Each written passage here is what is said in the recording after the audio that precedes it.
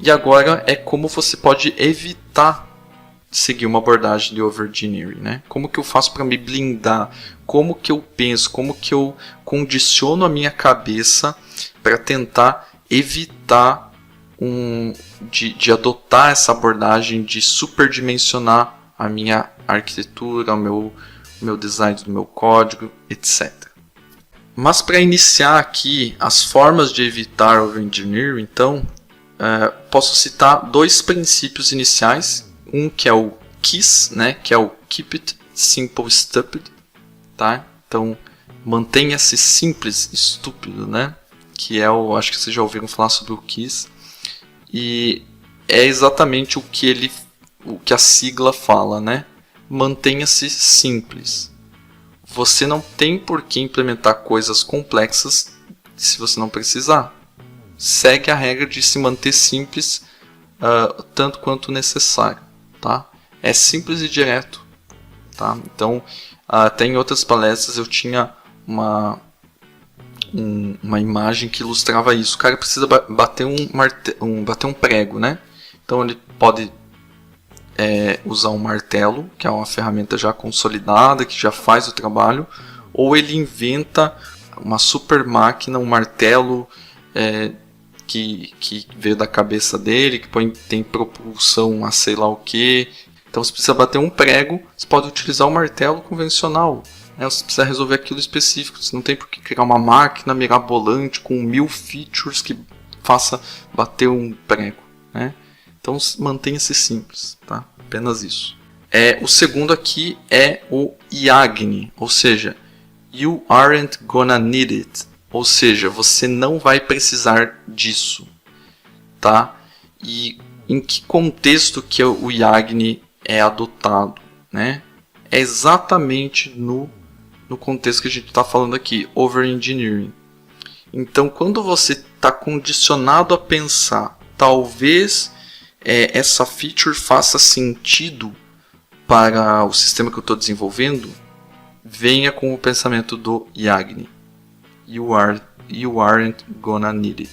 Ou seja, você não vai precisar disso. Você só vai precisar disso a menos que alguém peça, a menos que seja um requisito, tá? A menos que isso esteja bem levantado, documentado e você tenha certeza que isso vai agregar valor, que não vai ser alguma área do site que nunca vai ser usada ou uma feature que vai ficar esquecida, que você pressupôs que talvez seja utilizado, então você já vai implementar, você gastou recurso de empresa, gastou tempo e aquilo ou não vai ser utilizado ou muitas vezes vai ser utilizado, mas não é do jeito que eles querem, então você vai ter retrabalho em consertar aquilo também. É muito mais fácil você esperar, levantar, planejar e aí sim começar a implementar efetivamente o que precisa. Como eu já falei, levantamento de requisitos é algo muito importante, então você tem que dar uma atenção redobrada para ele, tá? Que é basicamente entender sobre o negócio, conhecer mais sobre esse negócio e aí, juntamente com o levantamento de requisitos e seguindo os princípios, práticas, estratégias que eu já trouxe vídeo no canal e live também, você pode adotar para ser resguardado por essa necessidade do negócio e conseguir fazer efetivamente o que precisa ser feito. Uma coisa bem legal também é você tomar decisões baseadas na razão e não na emoção ou na empolgação. Falei um pouco sobre hype, né?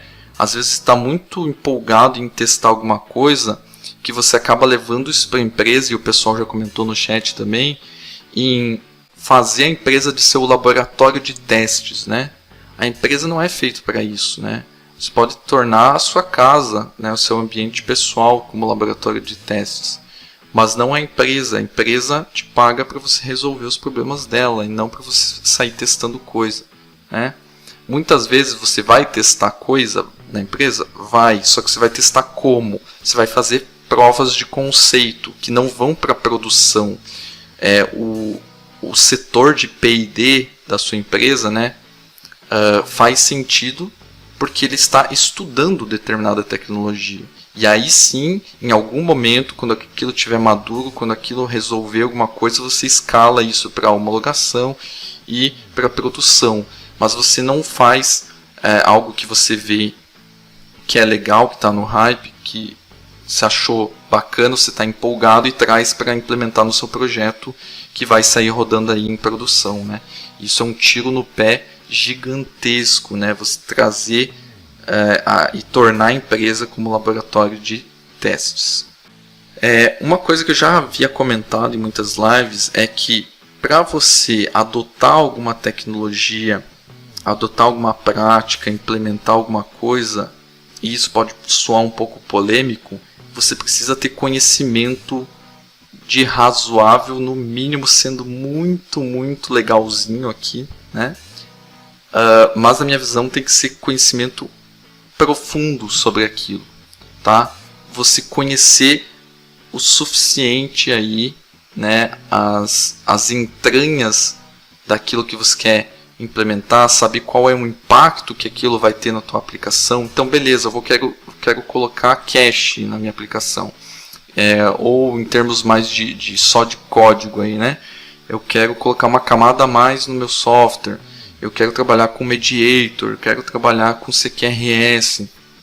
Então, quais são as vantagens e desvantagens que isso vai ter para o seu projeto? Se estudou o que ele faz, para que foi desenvolvido, faz sentido para o seu negócio? Então, trazendo o CQRS também à tona aí, né? Trazendo o Mediator junto com o Command Pattern. Né? Quantos handlers você vai ter? Tem necessidade de eu colocar um Mediator e tudo mais? Ah, não tem. Ou tem. Qual o impacto de memória e processamento que a adição disso aí vai gerar? Qual é a complexidade em termos de código que você vai ter a mais? Né? Então, todos esses pontos são análises para saber se você está fazendo overengineering, se está pensando em colocar algo superdimensionado, que muitas vezes não precisa, e você tem que ter conhecimento profundo dessas coisas para entender se faz sentido ou não.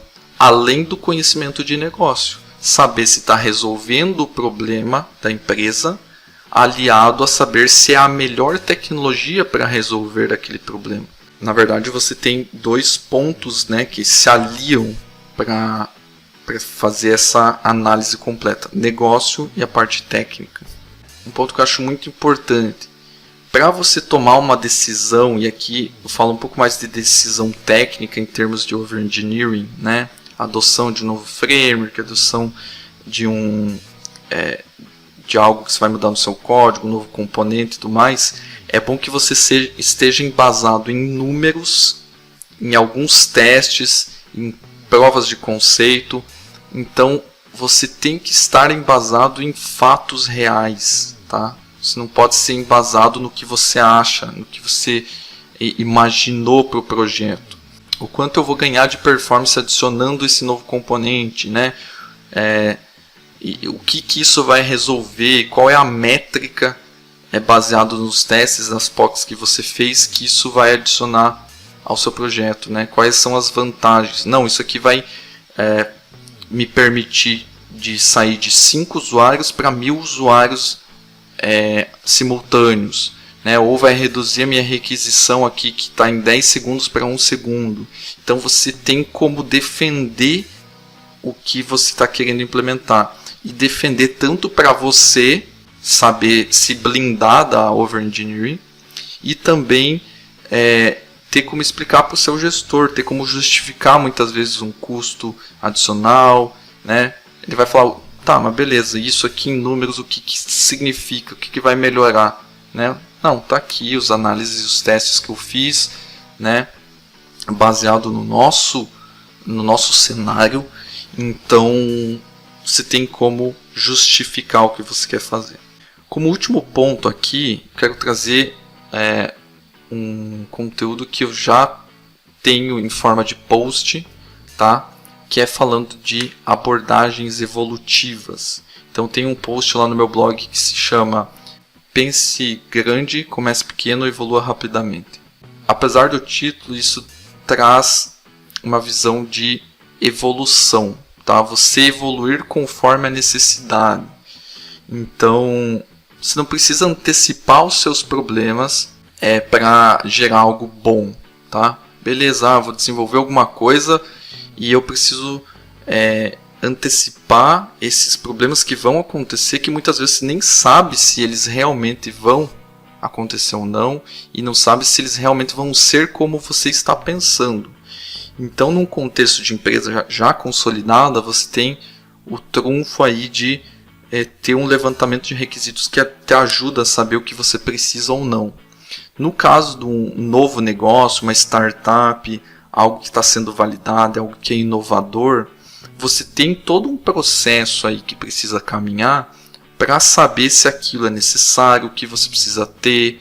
Então, a validação do produto é muito importante nesses casos. E por que uma abordagem evolutiva te ajuda nisso? Porque você começa pequeno, você entrega um MVP, né, um produto mínimo viável, né, você coloca isso para jogo, você testa isso com o seu público-alvo, você recebe feedbacks e a partir desses feedbacks que são dados, né, que eu já comentei que você precisa se embasar em dados, embasado nesses dados você consegue tomar decisões para que caminho seguir. Você não precisa ficar imaginando, você segue baseado numa estratégia que é baseada na vida real, né? Baseada em algo concreto e não numa imaginação. Então, eu vejo que as ideias dão muito errado, né? Justamente por isso. Surge da cabeça da pessoa algo que ela quer implementar, implementa e minha ideia não deu certo. Mas muitas vezes não seguiu uma abordagem evolutiva. Demorou 1 ano para lançar um produto que muitas vezes nem atende o que o público queria. E se você seguir uma abordagem evolutiva, primeiro você se mantém simples no início, então você segue aí o KISS, né? Você segue o Yagni, que eu já comentei, você valida isso, você evita de ter uma abordagem de overengineering e baseado nos feedbacks, baseado nos dados, nas métricas de uso, você sabe para que caminho você deve seguir. E aí sim você tem um produto que pode escalar muito rápido em termos de valor de negócio, tá? E em termos de sucesso também, de adoção, né? Porque você está atendendo o que realmente você identificou como necessidade do cliente, do consumidor em si.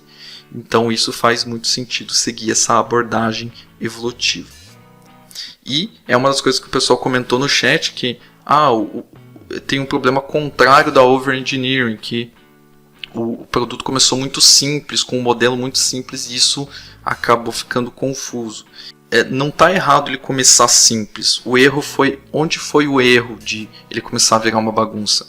Que quem estava mantendo aquele projeto não seguiu princípios de codificação limpa, princípios aí de Solid, princípios que te dizem como evoluir um software. O erro não foi em começar simples, tá?